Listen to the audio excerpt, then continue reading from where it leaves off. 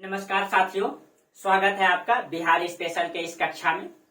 दोस्तों, पिछले क्लास में हम लोग चर्चा किए थे बिहार का सामान्य परिचय के बारे में, यानी कि बिहार का क्षेत्रफल कितना है, कितने जिले हैं, इसका स्थिति विस्तार क्या है, इन सब के बारे में हम लोग समझ लिए थे। यानी कि आप लोगों को इतना समझ विकसित हो गया होगा कि बिहार का जो स्थिति विस्तार है, इसका कितना जिला है, कहाँ कौन सा जिला है, यानी आपका माइंड में बिहार का 38 जिला आ गया होगा कि कौन सा जिला का है। जैसे अगर हम बात करेंगे कैमूर कहाँ है, भागलपुर कहाँ है, मधुबनी कहाँ है, वैशाली कहाँ है, तो आपका माइंड में आ जाना चाहिए। जैसे कैमूर बात करें तो यहाँ है, पश्चिमी जिला है वो, ठीक है। मधुबनी बात करें तो उत्तरी जिला है, भागलपुर बात करें तो यहाँ है। तो ये आपको जैसे जिला का नाम बोलेंगे, आपका माइंड में कॉन्सेप्ट बन जाना चाहिए, ठीक है। आप लोग मैपिंग जरूर नहीं किए हैं तो कर जरूर लीजिएगा पूरा तरीके से, और इस मैप को माइंड में ला लीजिएगा और पूरा सामान्य परिचय को लगभग आप कॉन्सेप्ट में अगर बना लीजिएगा तो बिहार से संबंधित क्वेश्चन आपसे छूटेगा नहीं और आगे का टॉपिक को समझने में भी दिक्कत नहीं होगा। दोस्तों, आज हम लोग चर्चा करेंगे बिहार का भूगोल यानी ज्योग्राफी के बारे में। देखिए, थोड़ा सा ये टॉपिक डिफिकल्ट जरूर है, लेकिन इसको आप लोगों को समझना होगा, क्योंकि ये टॉपिक के बाद अगर कोई भी टॉपिक आप आगे पढ़ेंगे तो पूरा का पूरा बिहार आपके माइंड में होगा और इससे संबंधित क्वेश्चन पूछे जाते हैं, ठीक है। और ये अगर आप लोग समझ जाएंगे, ये इससे संबंधित क्वेश्चन पूछे जाते हैं और ये सब कोई नहीं बना सकते जो रट करके जाएंगे। इसलिए आपको डिफिकल्ट क्वेश्चन बनाना है, क्योंकि डिफिकल्ट क्वेश्चन जब तक आप सामान्य क्वेश्चन को सब कोई बनाते हैं, लेकिन इन सब टॉपिक से संबंधित क्वेश्चन जो डिफिकल्ट होते हैं वो सब नहीं बनाते हैं। लेकिन आपको विशेष मेहनत करके रिजल्ट बनाना है तो इन सब टॉपिक को गहराई से समझ करके पढ़ना होगा, और ताकि आप विशेष क्वेश्चन बनाएंगे तो ही विशेष रिजल्ट बना पाएंगे। इसीलिए ये टॉपिक हल्का सा डिफिकल्ट है, ज्यादा नहीं, लेकिन मेहनत करेंगे जरूर हो जाएगा, समझ में आ जाएगा सारा चीजें, ठीक है। इसलिए तो आज हम लोग बिहार का भूगोल, और इसके बाद कोई टॉपिक आपको पढ़ाएंगे सारा बिहार समझ में आएगा, तो इसको आप लोग ठीक से समझिएगा, ठीक है। तो बिहार का भूगोल हम लोग स्टार्ट करेंगे। देखिए, बिहार का भूगोल में जो सबसे पहला टॉपिक है कि बिहार की भूगर्भिक संरचना। भूगर्भिक संरचना का मतलब बिहार का किस क्षेत्र में कैसा पठारी क्षेत्र है, कैसा मैदानी क्षेत्र है, उसका निर्माण कैसे हुआ, कब हुआ, कौन कौन चट्टान कहाँ, किस काल से संबंधित चट्टान कहाँ पाए जाते हैं, इसको लेकर के हम लोग चर्चा करेंगे, ठीक है। जैसे बिहार का भूगर्भिक संरचना के बारे में बात करेंगे तो बिहार में 4 प्रकार के, इसमें आपका आर्कियन युग का चट्टान पाए जाते हैं, विंध्यंतरम की संरचना का चट्टान पाए जाते हैं, टर्शियरी काल की संरचना का, क्वार्टनरी संरचना का चट्टान पाए जाते हैं। अब कहिएगा ये क्या है। देखिए दोस्तों, ये क्या है, ये ज्योग्राफिकल नाम है। जब आप लोग भूगोल की भाषा में इसका उपयोग होता है, सामान्य नाम नहीं है। बस अंतर क्या है, जैसे कि ये समझ लीजिए, जब पृथ्वी की उत्पत्ति हुई थी, ठीक है, उत्पत्ति से लेकर के पृथ्वी में कई बार हलचल हुआ है और कई बार चट्टान का, पहाड़ पर्वत का, मैदान का निर्माण हुआ है, ठीक है। तो उसको अलग अलग काल में बांट करके देखा गया, उसी का नाम है। जैसे आप लोग एक उदाहरण से समझ लें, जैसे एक बच्चा का जब जन्म होता है तो हम लोग कैसे मान लेते हैं कि जब किसी बच्चे का जन्म होता है तो उसको शिशु मान लिया जाता है। 0 से 6 वर्ष के बच्चे को शिशु कहा जाता है। उसके बाद जो है कि जब वो 18 साल तक के युवा अवस्था में रहते हैं तो उसको किशोरावस्था कहा जाता है। फिर जब 18 साल से बाद पार कर जाते हैं तो युवावस्था कहा जाता है, ठीक है। और जैसे कि अगर हम 3 भागों में ही बांटे मनुष्य को, जैसे किसी भी मनुष्य का जन्म होता है तो उस बच्चे का काल को 3 भागों में बांट लीजिए, 0 से 18 वर्ष, ठीक है। और 18 से लेकर के आप जो है कि मान लीजिए 35 या 40 वर्ष, और 40 के बाद से जो भी 60-70 जो भी जिएंगे, तो हम मान लेते हैं कि इसको युवावस्था, ठीक है, और इसको जो है कि पौधावस्था यानी कि बीच का काल, और इसको वृद्धावस्था, ठीक है। तो जैसे कि किसी भी बच्चे का जन्म हुआ तो 0 से लेकर 18 साल के बीच में कौन कौन सा काम किया, क्या क्या काम किया, ठीक है। 18 से 40 वर्ष के बीच में उसने क्या क्या काम किया, बस वही है, बस इसका भाषा ज्योग्राफी का है। जब से पृथ्वी की उत्पत्ति हुई, उत्पत्ति के बाद से लेकर के पृथ्वी में किस काल में कौन सी चट्टान का निर्माण हुआ, कौन सा पहाड़ का निर्माण हुआ, कौन सा पर्वत का निर्माण हुआ, और उसी काल से संबंधित चट्टान जो है बिहार के किस किस जिले में पाए जाते हैं, बस यही है इसका टॉपिक, ठीक है। जैसे यहाँ पे हम लिखे आर्कियन युग, विंध्यंतरम की संरचना, टर्शियरी, क्वार्टनरी। देखिए, जब आप ज्योग्राफी पढ़ेंगे, इस टॉपिक को अगर आप लोग बेहतर समझना चाहते हैं तो मेरा जो हिस्ट्री का क्लास है प्राचीन भारत का, उसमें मानव की उत्पत्ति चैप्टर है। आप प्ले लिस्ट में जाएंगे और मानव की उत्पत्ति में जाएंगे, इस टॉपिक को पूरा बेहतर तरीके से पढ़ाए हैं। उसमें आप लोग जाकर के जरूर देखिएगा। दोस्तों ये टॉपिक समझ लीजिएगा, इससे संबंधित क्वेश्चन छूटेगा नहीं। और ये सब डिफिकल्ट क्वेश्चन जो बना करके बीपीएससी में आते हैं उसी का रिजल्ट बनता है, और रटने वाला ये सब टॉपिक बना नहीं सकते हैं। ठीक है, इसीलिए आपको विशेष मेहनत करना है रिजल्ट बनाने के लिए। और आपको पता है कि अब क्वेश्चन भी डिफिकल्ट आने वाला है, इन सब टॉपिक से ज्यादा क्वेश्चन रहेगा। इसीलिए चलिए अब आर्कियन देखिए, जब आप लोग पृथ्वी की उत्पत्ति को वहां पढ़ेंगे तो पृथ्वी जैसे उसको, पृथ्वी की जब से जन्म हुआ है, जब से पृथ्वी बना है अभी तक में लगभग पृथ्वी का आयु 4.6 अरब वर्ष माना जाता है। तो उसको कई सारे कालखंडों में बांटा गया है, उसको 4 युगों में बांटा गया है। उसमें आप लोग जाइएगा, उसमें पढ़ाए हैं। जैसे कि सबसे पहले माना जाता है प्री पेलियोजोइक काल, प्री पेलियोजोइक। फिर प्री पेलियोजोइक के बाद होता है पेलियोजोइक, उसके बाद मेसोजोइक, उसके बाद सेनोजोइक, उसके बाद होता है नियोजोइक। ठीक है, तो देखिए 1 2 3 4 5। अब प्री पेलियोजोइक को 2 भागों में बांटा गया है। ठीक है, आर्कियन और प्री कैम्ब्रियन, इसको 2 भागों में बांटा गया। यानी कि इस समय पृथ्वी में क्या क्या घटना हो रहा था, कहाँ चट्टान बना, कहाँ क्या बना, और इसको कोई युग की संज्ञा नहीं दिया गया है। पेलियोजोइक को प्राथमिक युग की संज्ञा दिया गया, मेसोजोइक को द्वितीयक, और सेनोजोइक को टर्शियरी। ठीक है, और नियोजोइक को क्वार्टरनरी काल कहा गया है, यानी चतुर्थक। ठीक है, ये 4। ठीक है, तो ये इस तरीके से। अब इसमें से बिहार में किस काल का चट्टान कहाँ कहाँ पाया जाता है, बस यही आपका टॉपिक है। ठीक है, जैसे आर्कियन युग, तो जैसे कि प्री पेलियोजोइक को आर्कियन और प्री कैम्ब्रियन में बांटा गया। तो सबसे शुरुआती चरण में पुराना चट्टान, जब पृथ्वी बना था तो उस समय पूरा आग का गोला था, जब वो ठंडा हुआ तो पूरा का पूरा चट्टान था। तो उस समय बिहार में जो है किस जिले में आर्कियन क्रम की चट्टान पाया जाता है, यानी सबसे प्राचीन चट्टान पाया जाता है। क्वेश्चन ऐसे पूछेगा आपसे। ठीक है, थोड़ा सा चैप्टर डिफिकल्ट है, लेकिन आप लोग समझ जाएंगे तो फिर कहीं दिक्कत नहीं होगा। ठीक है, तो जैसे आर्कियन क्रम की चट्टान जो है, इसको 2 भागों में बांटे हैं, आर्कियन क्रम की चट्टान और धारवाड़ क्रम की चट्टान। और देखिए जो आर्कियन क्रम की चट्टान है बिहार में मुंगेर और गया में पाया जाता है। ऐसी आर्कियन क्रम की चट्टान है मुंगेर और गया में। तो आप लोग मैपिंग कर लीजिएगा, जैसे ये बिहार का मैप है तो यहाँ लिख लीजिएगा आर्कियन क्रम की चट्टान, आर्कियन छोटा सा मैप बना लीजिएगा। और यहाँ अब आर्कियन क्रम की चट्टान मुंगेर और गया में, तो आपको पता है कि गया यहाँ है और मुंगेर आपका यहाँ है। ठीक है, अब आप लोग लिख लीजिएगा ताकि मैप याद हो जाए। तो आपको ऐसे ध्यान में क्वेश्चन अगर पूछेगा निम्नलिखित में बिहार में आर्कियन क्रम की चट्टान किस जिले में पाया जाता है, तो आप बोलेंगे। ठीक है, तो ऐसे मैपिंग कर लीजिएगा अलग अलग का। ठीक है, अब देखिए तो आर्कियन क्रम की चट्टान बिहार में जो है मुंगेर और गया में पाया जाता है। और इसी का दूसरा भाग है धारवाड़ क्रम की चट्टान। धारवाड़ क्रम की चट्टान मुंगेर में, जमुई में, नवादा में, नालंदा में और बांका में, इन क्षेत्रों में पाया जाता है। ठीक है, अगर हम मुंगेर की बात करें तो मुंगेर का जो खड़गपुर की पहाड़ी है वो धारवाड़ क्रम की चट्टान का उदाहरण है, खड़गपुर की पहाड़ी। ठीक है, और खड़गपुर की पहाड़ी का क्षेत्रफल 1300 वर्ग किलोमीटर में फैला हुआ है वो, और उसकी सबसे अधिकतम जो ऊंचाई है 450 मीटर है खड़गपुर पहाड़ी का। ठीक है, अब देखिए इसमें से कौन कौन चट्टान पाया जाता है। इसमें ग्रेनाइट सेल पाया जाता है, इसमें जो है स्लेट पाया जाता है, इसमें क्वार्टजाइट पाया जाता है। ये क्वेश्चन थोड़ा सा डिफिकल्ट है दोस्तों, लेकिन आप लोग अच्छे से पढ़ लेंगे कहीं दिक्कत नहीं, और इससे संबंधित क्वेश्चन पूछा जाता है, मैं बार बार बोल रहा हूँ। उसके बाद देखिए जो धारवाड़ क्रम की चट्टान है, ये नालंदा का जो राजगीर की पहाड़ी है, ये धारवाड़ क्रम की चट्टान का उदाहरण है। ठीक है दोस्तों, दिल्ली में बहुत ज्यादा गर्मी है। ठीक है, बहुत ज्यादा गर्मी कर दिया है यहाँ, आप लोगों को पता ही होगा, आप लोग न्यूज को देखते ही होंगे। ठीक है, चलिए उसके बाद देखिए धारवाड़ क्रम के 2 भागों में बांटे हैं। ठीक है, दोनों भागों का कहाँ कहाँ कौन कौन जिला में बिहार का चट्टान पाया जाता है ये क्लियर हो गया। उसके बाद देखिए विंध्यन क्रम की चट्टान, दूसरा में क्या है विंध्यन, तो इसमें नीचे लिखिए विंध्यन क्रम की चट्टान जो है रोहतास और बिहार के कैमूर जिला में पाया जाता है। ठीक है, और इसको कैमूर का पठार के नाम से भी जाना जाता है। ये देखिए आपको पता है कि यहाँ पे आपका कैमूर और यहाँ पे आपका रोहतास दोनों जिला है।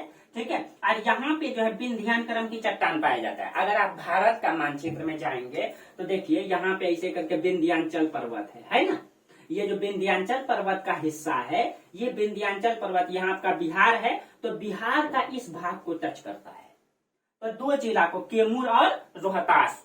ठीक है, तो यही विंध्याचल क्रम की चट्टान जो है बिहार का 2 जिला में कैमूर और रोहतास में पाया जाता है, इसीलिए इसको कैमूर का पठार के नाम से जाना जाता है। और यहाँ पे नीस और मतलब और नीस और ग्रेनाइट पाया जाता है। नीस और ग्रेनाइट प्रकार की चट्टान पाया जाता है, क्वेश्चन पूछा जाता है। ठीक है, अब देखिए अगर इसको विंध्यन क्रम की चट्टान को भी दो भागों में बांटा गया है, निम्न विंध्यन क्रम की चट्टान और ऊपरी विंध्यन क्रम की चट्टान। ठीक है, अब देखिए जो निम्न विंध्यन क्रम की चट्टान है इसमें से इसको सिमरी चट्टान कहा जाता है, जो ऊपरी रोहतास जिला में पाया जाता है। ये ऊपरी रोहतास में सिमरी क्रम की चट्टान पाया जाता है। ठीक है, और यहीं पे आपका चूना पत्थर का जो बिहार में सबसे प्रमुख स्रोत है, यही आपका क्वेश्चन पूछा गया है कि बिहार में चूना पत्थर का सबसे प्रमुख स्रोत कहाँ है, तो यही एकमात्र स्थान है बिहार में, रोहतास। ठीक है, ये और कौन सा चट्टान अगर पूछा जाएगा तो ये आपका कैमूर का पठार में, कैमूर का पठार में। ठीक है, यही आपका चूना पर ये क्वेश्चन पूछा गया है। दूसरा जो ऊपरी विंध्यन क्रम की चट्टान है, यहाँ पे बलुआ पत्थर पाया जाता है। आपको पता है उसी बलुआ पत्थर से अशोक का स्तंभ बनाया गया है। ठीक है, लाल बलुआ पत्थर। तो यहीं पे ये भी क्वेश्चन पूछा गया है कि बिहार में कहाँ पे लाल बलुआ पत्थर पाया गया, जो बहुत ही हार्ड और मतलब कठोर होता है। ठीक है, जिससे अशोक का पिलर बनाया गया अशोक के समय का, और आज भी वो बेहतर तरीके से दिखाई देता है। ठीक है, तो यहाँ पे लाल बलुआ पत्थर पाया जाता है, क्वार्टजाइट चट्टान यहाँ पाया जाता है, और कांग्लोमरेट, ये लाल बलुआ पत्थर, क्वार्टजाइट और कांग्लोमरेट ये यहाँ पे पाया जाता है आपका। कहाँ पे, ये ऊपरी विंध्यन क्रम की चट्टान है। तो आप लोग ये ध्यान में रखिएगा ना कि कैमूर का पठारी भाग में ये सारा चीजें पाया जाता है। इतना हम तो बांट के बताए। ठीक है, अब देखिए दूसरा है टर्शियरी समय। टर्शियरी मतलब तृतीयक काल। ठीक है, मेसोजोइक के किसी काल में उसका निर्माण हुआ है। तो आप अगर टर्शियरी काल की बात करें, इसी काल में जो हिमालय पर्वत का निर्माण हुआ है। आपको पता है कि भारत का जो हिमालय पर्वत है, जो भारत में भी उसका कुछ क्षेत्रफल पाया जाता है। ठीक है, देखिए थोड़ा सा हम बात करें, इसको समझने की जरूरत है। ठीक है, देखिए जो हिमालय पर्वत है ना, यहाँ पे हिमालय पर्वत ऐसे करके है, ये पूरा का पूरा ये हिमालय है। हिमालय को तीन भागों में बांट दीजिए, तीन भागों में बटा हुआ है, दो और एक भाग यहीं तक है। तो इसको आज एक भाग और लीजिएगा तो ले लीजिए, चार भागों में। तो इसको कहा जाता है ट्रांस हिमालय। ठीक है, ट्रांस हिमालय। और इसको कहा जाता है वृहद हिमालय। ये सबसे बड़ा हिमालय है, वृहद हिमालय। ठीक है, वृहद। और इसके बाद ये वाला इसको मध्य हिमालय कहा जाता है। और सबसे निचला वाला जो हिस्सा इसको शिवालिक हिमालय कहा जाता है, शिवालिक श्रेणी। ठीक है, ये भारत में है। और यही शिवालिक श्रेणी का थोड़ा सा हिस्सा यहाँ पे अगर देखेगा तो ये बिहार में थोड़ा सा, बिहार के जो पश्चिमी चंपारण जिला है यहाँ पाया जाता है। ठीक है, तो इसी काल में हिमालय का निर्माण हुआ। इस काल को कई भागों में बांटा गया। आप लोग उसमें जाके मेरा हिस्ट्री का क्लास में पढ़ लीजिएगा, मानव की उत्पत्ति में ज्यादा समझ में आ जाएगा, पढ़ ही लीजिएगा। ठीक है, क्योंकि इसमें वही टॉपिक को फिर से बताएंगे, उसका लिंक भी डाल देंगे हम।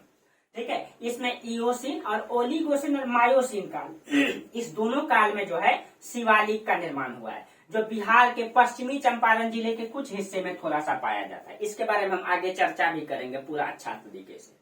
ठीक है, तो हिमालय का थोड़ा सा हिस्सा बिहार में पश्चिमी चंपारण में, क्योंकि ये भाग निकला हुआ है। ठीक है, जिसको सोमेश्वर की पहाड़ी के नाम से जानते हैं बिहार में। इसके बारे में हम आगे चर्चा करेंगे। ठीक है, तो यहाँ पे शिवालिक श्रेणी का थोड़ा सा हिस्सा है, जो जिसका उत्पत्ति ओलिगोसिन और मायोसिन काल में हुआ है। और ये ओलिगोसिन मायोसिन क्या है वहां हम पढ़ा दिए, पढ़ लीजिएगा आप लोग। ठीक है, उसके बाद क्वार्टनरी संरचना। देखिए यहाँ क्वार्टनरी मतलब, क्वार्टनरी का मतलब यहाँ पे अभी तुरंत बताए चतुर्थक युग। चतुर्थक, इस युग के प्लीस्टोसीन के अंतिम चरण में के शिवालिक निर्माण के बाद हिमालय और छोटा नागपुर के पठार के बीच एक विस्तृत सिंधु गंगा द्रोणी का निर्माण हुआ। इसे गंगा का निर्माण काल के नाम से जाना जाता है। देखिए दोस्तों, अब देखिए ये जो हिमालय पर्वत का निर्माण है, हिमालय पर्वत का जो सबसे निचला हिस्सा है जिसको शिवालिक श्रेणी कहा जाता है, शिवालिक श्रेणी का निर्माण जो है कुछ उसका प्लीस्टोसीन काल में हुआ है, यानी चतुर्थक युग में भी कुछ उसका उत्थान दिखाई देता है शिवालिक का।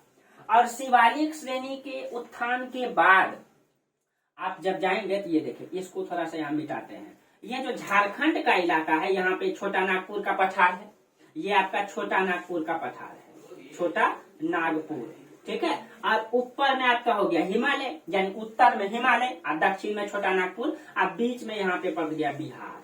ठीक है, और इसी पठार, दक्षिण में छोटा नागपुर का पठार और उत्तर में हिमालय पर्वत, और इसी के बीचों बीच से उसके कब तो प्लीस्टोसीन के अंतिम चरण के शिवालिक श्रेणी के निर्माण के बाद हिमालय और छोटा नागपुर पठार के बीच एक विस्तृत सिंधु गंगा का द्रोणी का निर्माण हुआ। यानी यहीं पे गंगा नदी इस पहाड़ी से निकला और ऐसे करके प्रवाहित हुआ। ध्यान दीजिए, तो ये जो गंगा नदी प्रवाहित हुआ, देखिए इस बिहार के बीचों बीच से जा रहा है ना।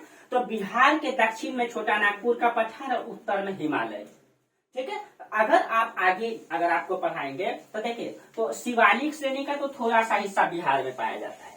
ठीक है, और छोटा नागपुर पठार का भी थोड़ा थोड़ा हिस्सा बिहार में पाया जाता है। बाकी बिहार के बीचों बीच देखिए गंगा नदी गुजरा है, तो बिहार का अधिकतर भाग क्या होगा, गंगा नदी का मैदान का निर्माण होगा। इसीलिए बिहार का लगभग 96% हिस्सा मैदानी है। इसीलिए बिहार जो है कृषि के लिए बहुत ही बेहतर क्षेत्र है न भौगोलिक दृष्टि से। अब देखिए, अब आपको समझ में आ गया होगा। अगर अब आप बिहार का, तो आपको अब समझ में आ गया होगा कि अब देखिए बिहार का मैदान का क्षेत्रफल 96.26%, यानी पूरे बिहार को 100% मानिए 96.26% सिर्फ और सिर्फ मैदान है बिहार में। ठीक है, इसी कारण से बिहार में नदियां अधिक है, बाढ़ भी आता है, पूरा बिहार हर साल डूब भी जाता है। कहीं कहीं अगर इस मैदान का हम लोग उपयोग भी बेहतर करते हैं, कहीं कहीं उसका दुरुपयोग भी होता है। मैदानी भाग पूरा का पूरा डूब जाता है, बाढ़ आ जाता है, लेकिन फसल का उत्पादन भी बहुत अधिक मात्रा में होता है। आपको पता है कि दियरा क्षेत्र कितना उत्पादित भूमि होता है वो, क्योंकि हर साल वो डूब। पठारी क्षेत्र मात्र 3.86% है, मात्र 3.86% पठारी भाग है, बाकी सब मैदान है। अब देखिए, अब अगर भौतिक या प्राकृतिक बनावट की दृष्टि से, यानी कि बिहार का निर्माण तो हो गया, कहाँ कौन सा पठार है, कहाँ चट्टान है, आपको समझ में आ गया होगा। यानी कि हिमालय का पर्वत, अब भारत को अगर बिहार को अगर हम लोग बांटेंगे भौतिक या प्राकृतिक बनावट की दृष्टि से, 3 भागों में बांट सकते हैं। देखिए, तो हिमालय का पर्वतीय क्षेत्र, तो हिमालय पर्वत का शिवालिक श्रेणी थोड़ा सा हिस्सा में बिहार में पाया जाता है यहाँ पे, तो ये हो गया। ठीक है, पर्वत क्षेत्र, और इसका क्षेत्रफल इतना है 886 किलोमीटर स्क्वायर मात्र है, मात्र। अब बिहार का 0.06% मात्र है, यानी पूरे बिहार को 100% मानेंगे तो हिमालय का हिस्सा उसमें 0.06% है मात्र बिहार में। ठीक है, दूसरा बिहार का विशाल मैदान, यानी कि अब दूसरा क्षेत्र हो गया बिहार का जो गंगा नदी से निर्मित मैदान है, गंगा और उसकी सहायक नदियों द्वारा बहुत सारी नदियां हैं, उसका क्षेत्रफल कितना है 96,650। ठीक है, बिहार का सॉरी 90,000, क्योंकि बिहार का क्षेत्रफल ही है 94,163 वर्ग किलोमीटर बिहार का क्षेत्रफल। उसमें से देखिए 90,650 किलोमीटर मैदान ही है, यानी अधिकतर भाग मैदानी है, यानी उसके बाद पूरा का पूरा मैदान। और तीसरा भाग है दक्षिण का सीमांत पठारी प्रदेश, जो 2927 किलोमीटर में है। यही जो छोटा नागपुर का पठार है ना, इसी का कुछ हिस्सा जो है बिहार के जो दक्षिणी जिला है, यहाँ पे पठार के रूप में पाया जाता है। ये पठार के रूप में, तो पूरा का पूरा। अब देखिए, अब पूरा बिहार को भौतिक बनावट की दृष्टि से हम लोग 3 भागों में बांट सकते हैं। उत्तर का पर्वत प्रदेश, जो हिमालय पर्वत प्रदेश के नाम से जाना जाएगा, दक्षिण का मतलब पठारी भाग, और मध्यवर्ती गंगा का मैदान। 3 भागों में हम लोग बांट के इसको देख सकते हैं। ये टॉपिक अगर आप समझ गए, ठीक है, उसके बाद आगे किसी भी टॉपिक में किसी प्रकार का दिक्कत नहीं होगा। ठीक है, बस यही टॉपिक थोड़ा सा डिफिकल्ट है कि ये आर्कियन युग, विंध्यन युग तक से ये क्या है, आपको उदाहरण दे ही दिए, जाके वहां जरूर पढ़िएगा, लिंक भी दे देंगे डिस्क्रिप्शन में।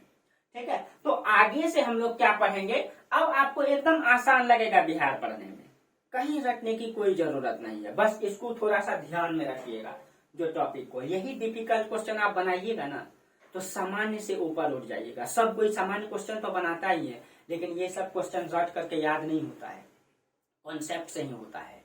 और जो ये सब क्वेश्चन बना ले तो वही रिजल्ट बनाता है। इसलिए आप लोग कॉन्सेप्ट से पढ़िए, बिहार से क्वेश्चन नहीं छोड़ना है। ठीक है, चलिए, अब आप लोगों को ये पूरा का पूरा समझ में आ गया। अब हम लोग आगे से पढ़ेंगे बिहार का भौतिक बनावट को, आगे से बांट बांट के पढ़ेंगे, कितना भाग क्या है, कितना भाग क्या है, यानी भूगोल को अच्छा से पढ़ेंगे बिहार का। ठीक है, तो दोस्तों आप लोगों को यहाँ तक समझ में आया होगा। अगर वीडियो अच्छा समझ में आता है तो लाइक और कमेंट जरूर कीजिए। ठीक है, बताइए कि कहाँ समझ में नहीं आ रहा है, कहाँ दिक्कत हो रहा है, हम और मतलब आसान भाषा में प्रयास करेंगे। ठीक है, और आपको बेहतर समझ में आता है तो अधिक से अधिक शेयर कीजिए, कमेंट कीजिए, लाइक कीजिए दोस्तों, ठीक है, चलिए तो आज यहीं रहने दीजिए, फिर हम लोग इससे आगे का टॉपिक पढ़ेंगे बिहार का। बहुत बहुत धन्यवाद आप लोगों को पूरा वीडियो देखने के लिए। Thank you.